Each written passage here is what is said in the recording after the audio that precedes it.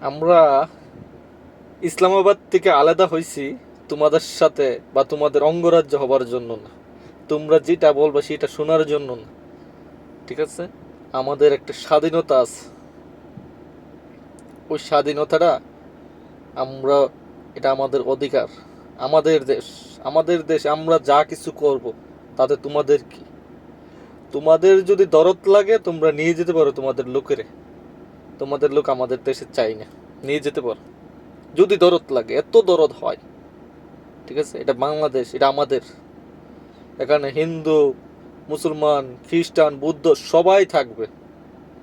যারা চিন্তা করে যে এই দেশটা আমার না, তারা দেশ থেকে চলে যেতে পারে, হয়তো বা ইন্ডিয়া যেতে পারে, কিছু কিছু লোক আবার পাকিস্তানি ভক্ত আছে, পাকিস্তানও যেতে পারেন, কোনো সমস্যা নেই। কিন্তু দেশে বিশৃঙ্খলা সৃষ্টি করবেন না। রাজনীতি এক পাশে রাখুন, দেশ এক পাশে রাখুন। দেশ আগে, তারপর রাজনীতি। যদি দেশ না থাকে আপনি রাজনীতি করতে পারবেন না। আগে দেশের চিন্তা করতে হবে।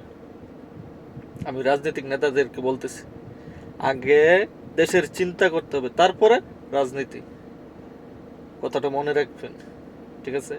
কারণ কি, যদি দেশ না থাকে রাজনীতি কার সাথে করবেন?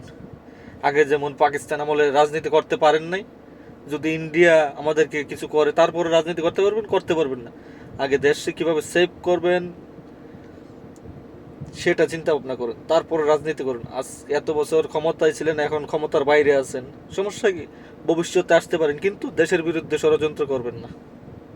আর যদি এখন দেশের বিরুদ্ধে ষড়যন্ত্র করেন, ভবিষ্যতে আসার চিন্তা ভাবনা করেন না। ঠিক আছে? তো সবাই ভালো থাকবেন, দেশের প্রতি সবাই খেয়াল রাখবেন। এটা আমাদের মাতৃভূমি বাংলাদেশ।